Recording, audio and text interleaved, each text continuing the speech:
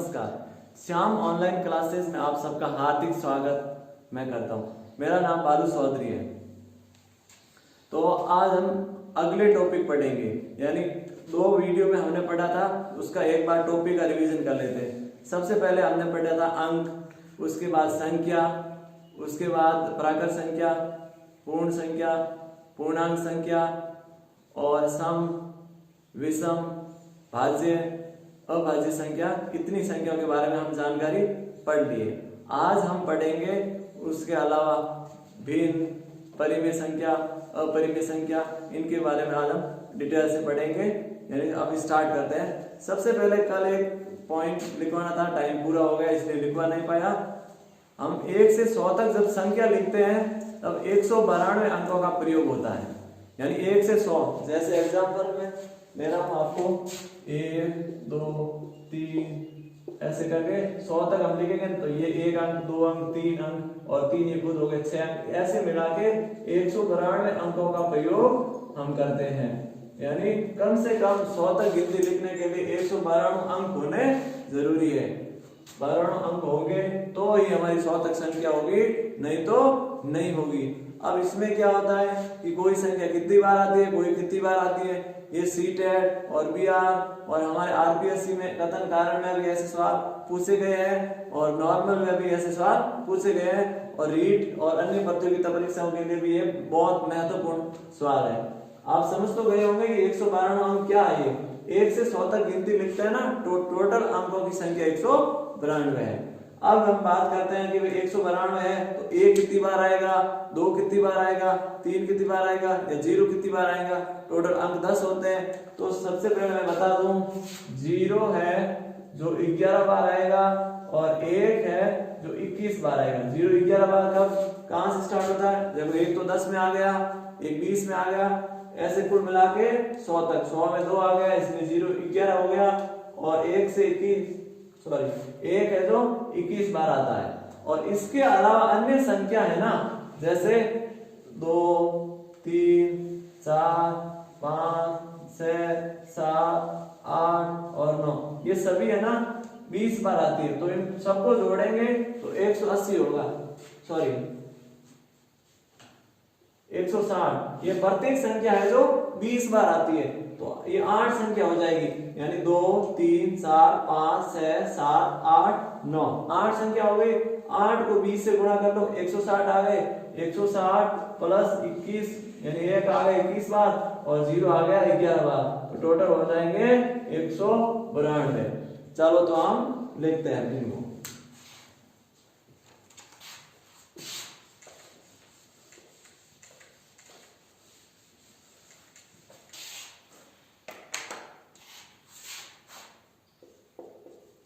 एक से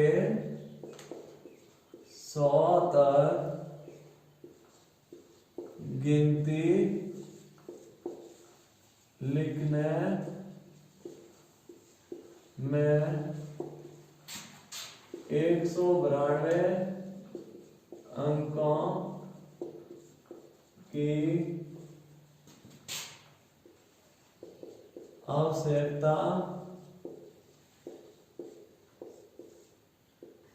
होती है।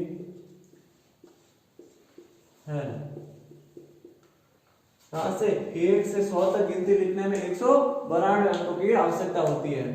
उसके बाद दूसरा है,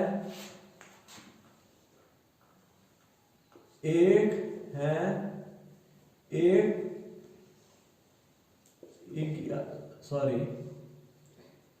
0 है जो 11 बार आता है। 0 11 बार आएगा तो 1 कितनी बार आएगा, 1 है जो 21 बार आता है।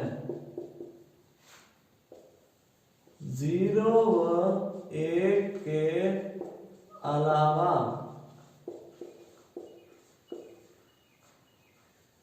अन्य सभी अंक 20 बार आते हैं। यानी हम इसका टोटली वापस कर सकते हैं। जैसे 0 है, कितनी बार आया? 11 बार।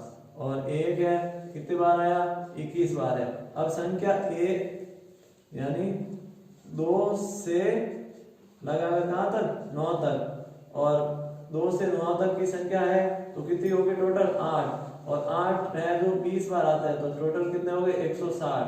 अब 160 यानी 1 और 1 2 हो गए, और 1 2 हाँ 1 और 2 3, 3 और 6 9, और 192 हो गए। टोटल अंकों की संख्या कितनी हो गई? 192। 1 है जो 21 बार आता है, 0 है जो 11 बार आता है, और बाकी संख्या जो प्रत्येक संख्या 8 बार आती है। 1 से 100 तक गिनती लिखने में 192 अंकों की आवश्यकता होती है। और 0 है जो 11 बार, 1 है जो 21 बार आता है, 0 और 1 के अलावा अन्य सभी अंक 20 बार आते हैं। ये हम कहाँ आते हैं? जब हम 100 तक गिनती लिखते हैं तब। अब इसका आप स्क्रीनशॉट लीजिए या फिर पॉज करके लिखिए।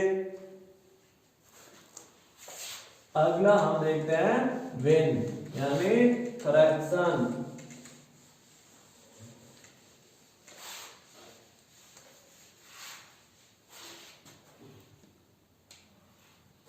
भिन्न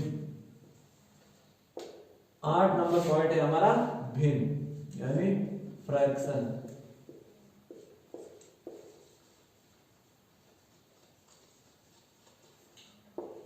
फ्रैक्शन यानी भिन्न। अब भिन्न को हम डिटेल में आगे और पढ़ेंगे भिन्न, क्योंकि हमारे पूरे टॉपिक के रूप में, परंतु अभी परिमेय संख्या भिन्न और अपरिमेय में थोड़ा अंतर करके पढ़ते हैं इसको। और 9वां है परिमेय संख्या।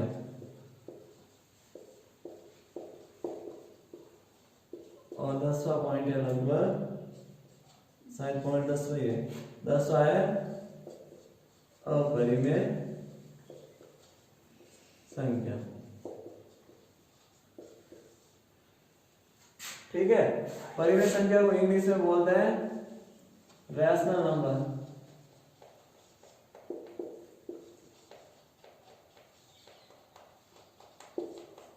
और इसको बोलते हैं इरेशनल नंबर। अपरिमेय संख्या को इरेशनल नंबर। ठीक है, अब इन तीनों को बारे में एक साथ पढ़ते हैं। इनको डिटेल्स में बिल्कुल डिटेल्स में आगे पढ़ेंगे, और परिमेय संख्या की जोड़, बाकी घटाव, गुणा, भाग ये भी हम बाद में करेंगे, पर एक बार वैसे भी हम संख्या पद्धति के अनुसार इसको देख लेते हैं। ठीक है, भिन्न जिसको हम अंश बटा हर के रूप में लिख सकते हैं, परंतु अंश और हर क्या होनी चाहिए? प्राकृत संख्या होनी चाहिए। ऐसे नहीं है कि पूर्ण संख्या हो जाए। जैसे एग्जांपल ले लिया 7/2 -3 2/7, इन दोनों में क्या फर्क है अभी बताता हूं मैं आपको। उसके बाद में ये तो इसकी डेफिनेशन। परिमेय संख्या जिस संख्या को हम p/q के रूप में लिख सकते हैं, यानी p/q यानी अंश बटा हर भी हुआ एक तरीके से, और q बराबर नॉट इक्वल टू 0, यानी q है जो ये नीचे वाले 0 नहीं होना चाहिए, बाकी कुछ भी हो सकता है, तो वो परिमेय संख्या कहलाती है। और अपरिमेय संख्या क्या है? जिसको हम p/q के रूप में नहीं लिख सकते हैं। ठीक है, अब ये अब इसमें और इसमें दोनों में क्या अंतर है? अब परिमेय संख्या में क्या है? परिमेय संख्या में प्राकृत संख्या, पूर्ण संख्या, पूर्णांक संख्या तीनों ही संख्या शामिल है। तीनों ही संख्या शामिल है, तो ये क्या हो गई? परिमेय संख्या हो गई। और ये क्या है? भिन्न भी है और परिमेय संख्या भी है। तो आप ध्यान रखना कि सभी भिन्न परिमेय संख्या होगी, परंतु सभी परिमेय भिन्न नहीं हो सकती। कैसे? जैसे -2/7, अब ये क्या है? परिमेय संख्या। क्या ये भिन्न हो सकती है? नहीं हो सकती है। ये देखो क्यों? क्योंकि इसमें तो केवल प्राकृत संख्या आती है, और इसमें कौन सी आती है? प्राकृत, पूर्ण और पूर्णांक तीनों तरह की संख्याएं आती है। तो हम एग्जांपल से आप थोड़ा बहुत समझ चुके हैं। अब इसकी डेफिनेशन लिख के और एग्जांपल लिखते हैं।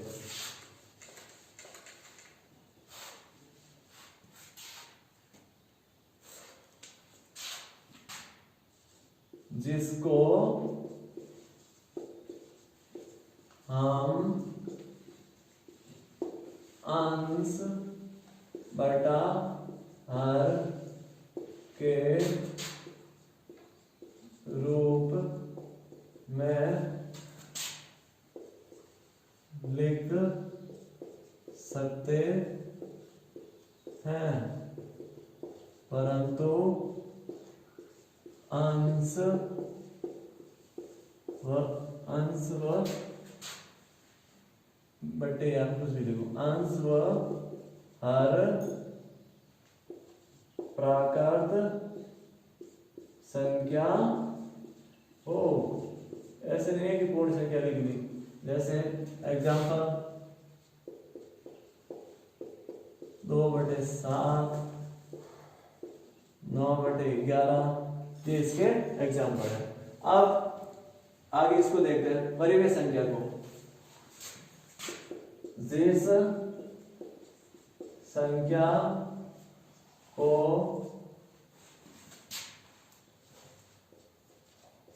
हम P/Q के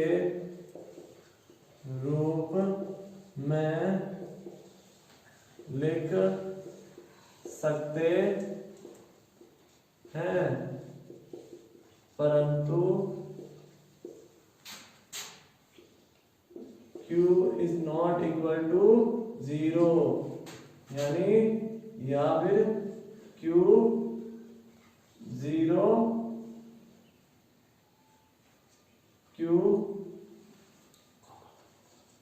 0 या कॉमा लगा के 0 लिख सकते, 0 नहीं होना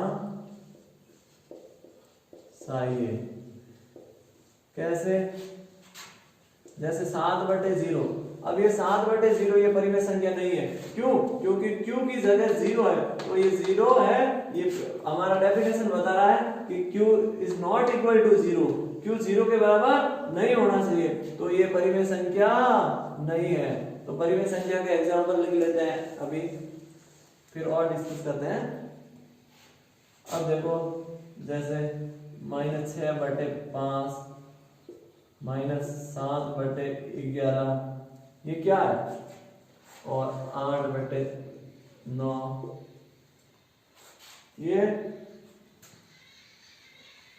ये परिमेय संख्या है। और आप ध्यान रखना, 0 हम परिमेय को थोड़ा आगे पढ़ते हैं, एक बार मिटाते हैं।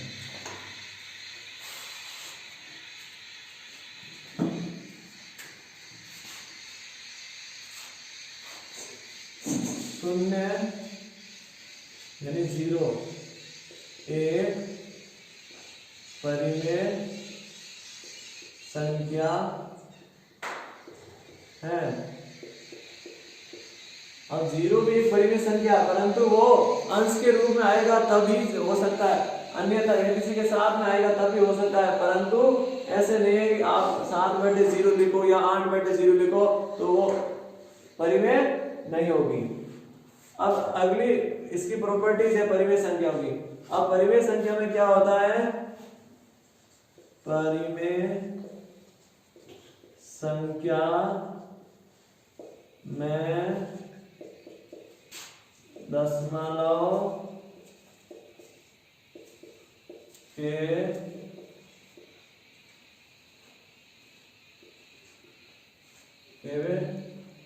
50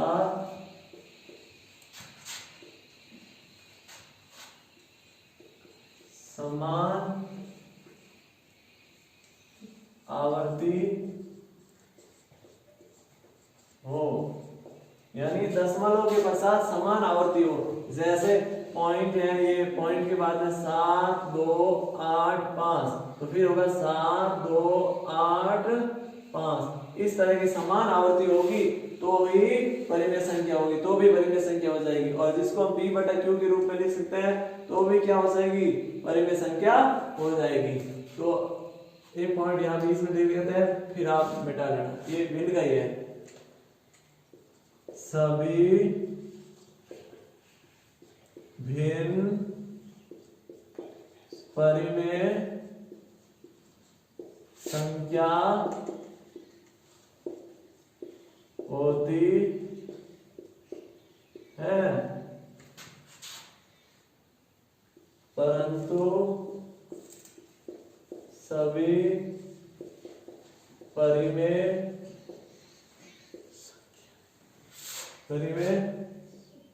संख्याएं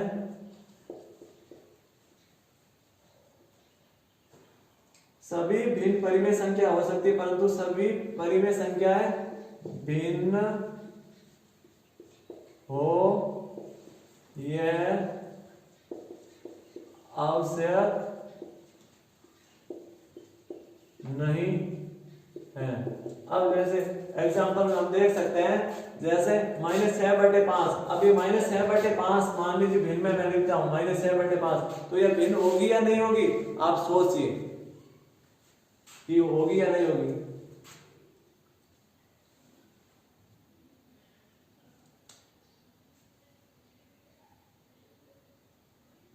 सोच लिया आपने?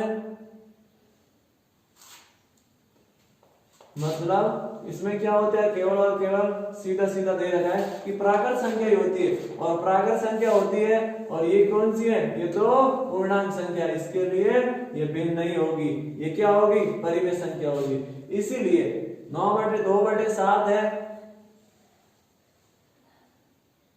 2/7 है, ये क्या हो सकती है? भिन्न भी है और परिमेय संख्या भी हो सकती है। तो इस बात का बहुत इंपॉर्टेंट बात है, और ये हर एग्जाम में इस में से एक सवाल आता ही है, क्या सभी भिन्न परिमेय संख्या हो सकती है या फिर सभी परिमेय संख्या भिन्न हो सकती है? तो आपको ध्यान रखना है कि सभी भिन्न है जो परिमेय संख्या होती है, परंतु सभी परिमेय संख्या है जो भिन्न नहीं हो, भिन्न हो ये आवश्यक नहीं है। हो भी सकती है और नहीं भी हो सकती है। जैसे 8/9 ये भिन्न भी है, परिमेय भी है और भिन्न भी है। आप इनको नोट कर सकते हो या स्क्रीनशॉट ले लीजिए।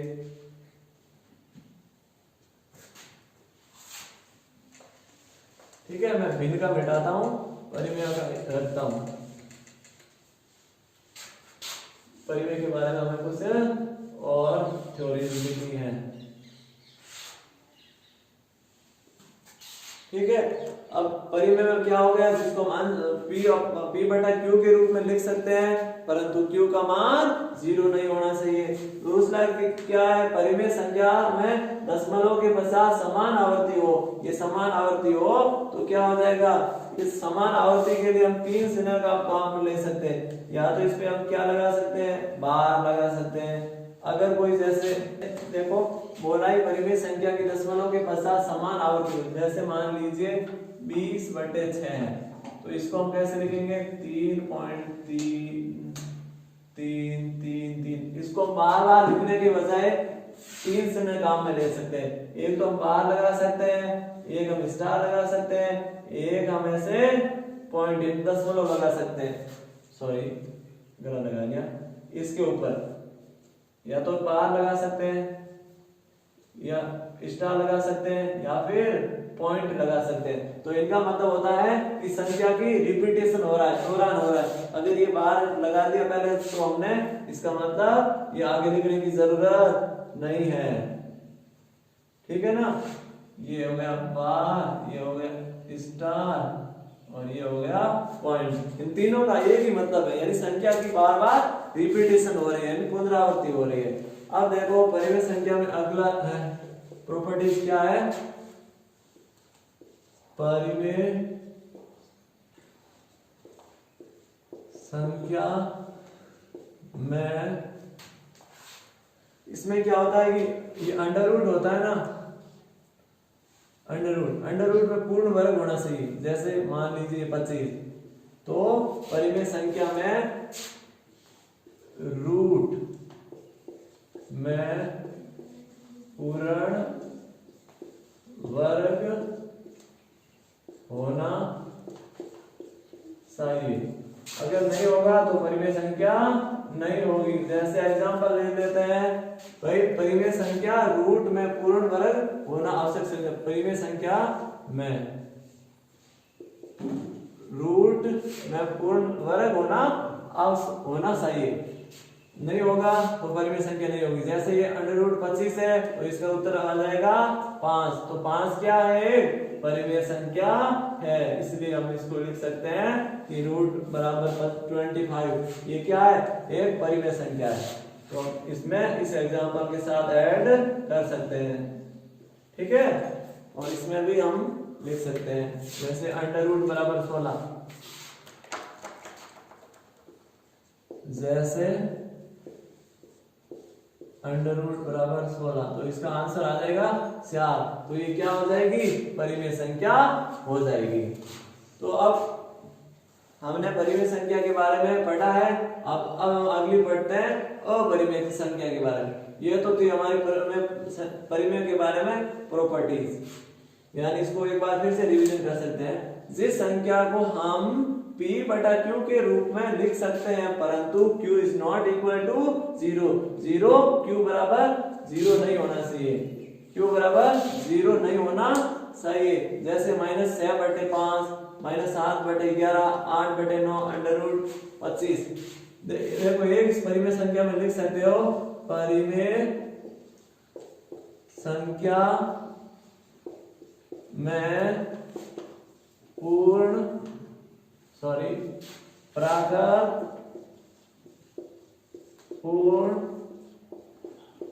पूर्णांक व पूर्णांक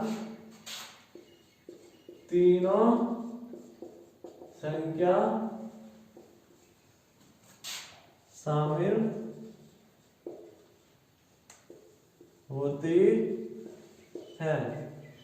अब इसको आप स्क्रीनशॉट ले लीजिए, नोट कर लीजिए। ये परिमेय संख्या के बारे में था, प्रॉपर्टीज थी, यानी परिमेय संख्या को प्राकृत संख्या, पूर्ण संख्या। जैसे अब ये 4 क्या है, प्राकृत संख्या है, और ये पूर्ण संख्या में भी आती है, पूर्णांक में भी आती है, वो डिटेल से समझ चुके हम। ये -6/5, अब ये कौन सी संख्या, पूर्णांक संख्या, फिर भी ये क्या है, परिमेय संख्या है। समझ गए ना। और यहाँ पूर्ण और पूर्णांक थोड़ी सी मिस्टेक है, ठीक है, हल्की फुल्की कभी कभार थोड़ी लिखने में मिस्टेक हो जाए तो आप अपने स्तर पर सुधार लेना, इंसान है, गलती तो थोड़ी बहुत हो जाती है। आप स्क्रीनशॉट ले लीजिए या नोट कर लीजिए। अगला है अपरिमेय संख्या। अपरिमेय संख्या के बारे में भी हम डिटेल से पढ़ते हैं। अब आगे हम अगले टॉपिक भिन्न के पास में, भिन्न के साथ में पढ़ेंगे परिमेय संख्या की जोड़, बाकी गुणा, भाग या इनका लसब मसब, यानी भिन्नों का लसब मसब हम आगे भिन्न टॉपिक में पढ़ेंगे। भिन्न को विस्तारित रूप के साथ पढ़ेंगे। और अब कौन सी है, अपरिमेय संख्या, यानी 10 नंबर का अपरिमेय संख्या। अब अपरिमेय संख्या किसे कहते हैं, जिसको हम P/Q के रूप में लिख सकते हैं, तो वो तो क्या हो जाएगी, परिमेय संख्या। जिसको हम P/Q के रूप में नहीं लिख सकते हैं वो अपरिमेय संख्या हो जाएगी। जैसे पाई है, पाई का मान है 22/7। अब ये पाई में किसी को, बहुत लोगों को दिक्कत होती है कि पाई है जो अपरिमेय है, पर 22/7 है वो क्या है, परिमेय है। ऐसा क्यों, पर पाई का मान तो क्या है, पाई बराबर 22/7 है। तो ऐसा इसलिए है कि पाई का मान, यानी पाई का मान पाई बराबर 3.14 लगभग है। क्या है, लगभग है। यहाँ इसका दशमलव %, यानी ये तो हमने माना, यानी ये पाई क्या है, परिधि बटा व्यास। ये तो परिधि बटा व्यास है, तो इसको हमें लगभग वृत्त के अंदर काम में लेते हैं। इसको हम परिधि और व्यास को आगे डिटेल में पढ़ेंगे, परंतु पाई का मान होता है 3.14 लगभग, और 22/7 है जो क्या है, एक परिमेय संख्या है, क्योंकि ये लगभग नहीं है, ये तो पूर्ण में वास्तविक संख्या है, इसीलिए 22/7 है जो क्या है, परिमेय संख्या है, परंतु पाई है जो अपरिमेय संख्या है। और इसकी प्रॉपर्टीज में क्या होते हैं, रूट के अंदर पूर्ण वर्ग होना चाहिए, सॉरी नहीं होना चाहिए। जैसे रूट के अंदर 2 है तो अब ये क्या है, अपरिमेय संख्या है। रूट के अंदर हो गया 7, ये क्या है, अपरिमेय संख्या है। और इसका क्या होता है, दशमलव प्रसार अशांत प्रवृत्ति का होता है, यानी वो शांति नहीं रहता है और असमान होता है, समान भी नहीं होता है। ठीक है, तो हम इसको परिभाषा लिखते हैं। वे संख्या जिनको हम P/Q के रूप में मात्रा बड़ी आएगी क्योंकि रूप है, सुंदर होता है। रूप में वे संख्या जिनको आप P/Q के रूप में नहीं लिख सकते हैं, नहीं लिख सकते हैं। और इसकी डेफिनेशन में क्या है, यानी परिभाषा इसकी विशेषता में,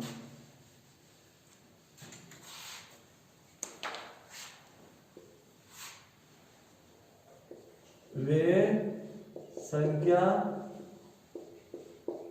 जिनका दशमलव प्रसार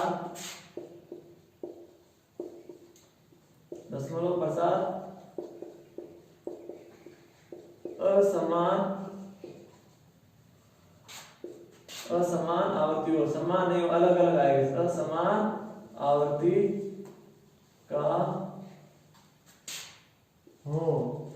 इसमें हम उदाहरण लिख सकते हैं, उदाहरण जैसे पाई हो गया, √3 हो गया, √5 हो गया, ये अपरिमेय संख्या के एग्जाम्पल है। अब देखो दशमलव असमान आवर्ती का हो, यानी इसकी आवर्ती है तो फ्रीक्वेंसी समान नहीं हो। अपरिमेय संख्या को इंग्लिश में इरेशनल नंबर भी बोलते हैं, ये मैंने पहले लिखवा दिया है, आप लिख लेना irrational number, IRRATION, irrational number. ठीक है, वे संख्या जिनका दशमलव असमान आवर्ती का हो, या फिर वे संख्या जिनका रूट में पूर्ण वर्ग नहीं हो, यानी जिसका रूट देखो √16 मैंने ले लिया, √16। अब √16 क्या है, ये एक परिमेय संख्या, क्यों, क्योंकि इसका वर्ग रूट में है, इसका आंसर आ जाएगा 4, और 4 क्या है, परिमेय संख्या है। तो इसमें एग्जांपल इसका होगा 5 है, √3 है, ये इसके एग्जांपल होंगे। यानी इसका क्या होना चाहिए, पूर्ण वर्ग नहीं होना चाहिए, ठीक है ना, ताकि वर्गमूल दिया हो जाएगा तो उसका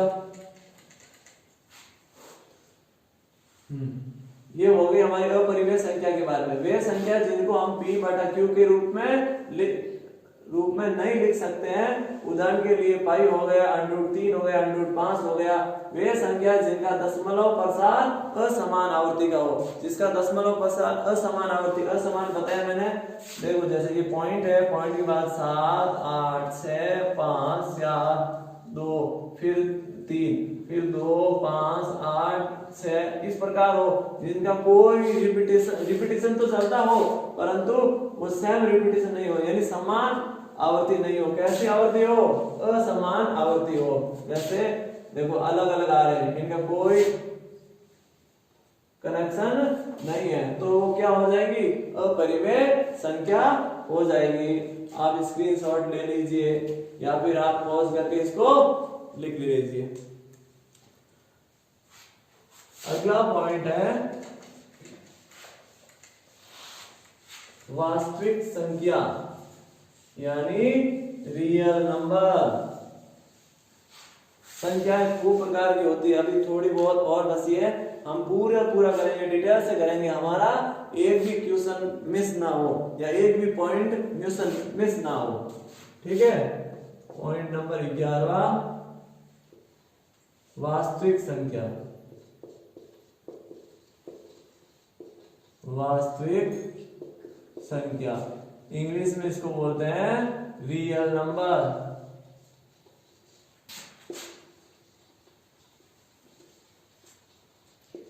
ठीक है, यानी वास्तविक संख्या रियल नंबर होता है। ठीक है, अब वास्तविक संख्या कहते हैं किसे? देखो, जिसमें परिमेय और अपरिमेय दोनों ही हो, इसमें परिमेय संख्या भी हो, अपरिमेय संख्या भी हो, प्राकृत भी हो, पूर्ण भी हो, पूर्णांक भी हो, सभी प्रकार की संख्या होगी, यानी परिमेय और अपरिमेय दोनों आ गई, तो हम लिख सकते हैं